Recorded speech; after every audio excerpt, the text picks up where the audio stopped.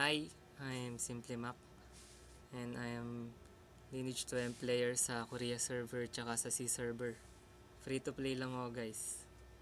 And ngayon pag-usapan natin tong Veoras Ruins kasi next maintenance lalabas na siya. Bibigyan ko kayo ng info tsaka tips.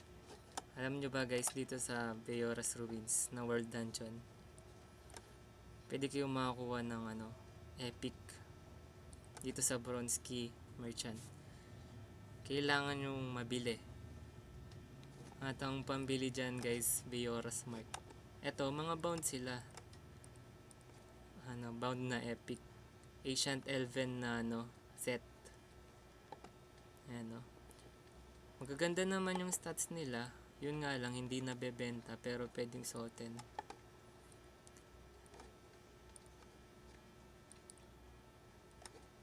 Ayan, diba?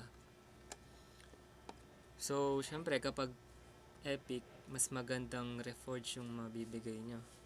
Pwede nyo siyang gamitan ng pang reforge na blessed, diba? Sayang din to guys, kasi free lang naman tong mga Veoras Mart. Tsaka iniipon lang, 'di ba? Paano makaipon nun, guys?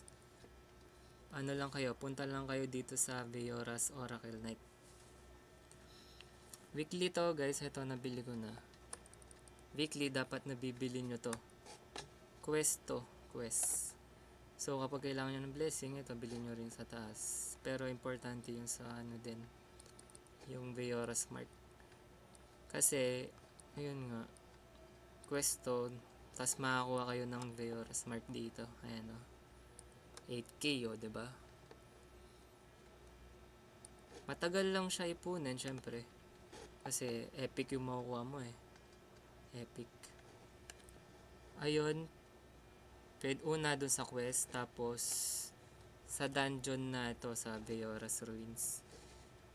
Syempre, may oras to. Kailangan yung tapusin kasi meron din kayong mapupulot na dito. Ayan, itong chest na to. Veoras Magic Chest. Ito, chance lang to.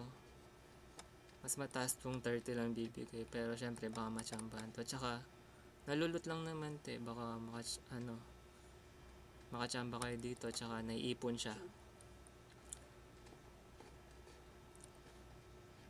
Yun lang guys, sana ma-excite kayo sa next maintenance kasi madaming mga altar yan. Papaliwanag ko na lang sa next video kasi madami. So yun guys, sana ma-excite kayo tsaka supportahan nyo yung mga videos ko. Ayun lang. Sana nakatulong ako. Bye bye.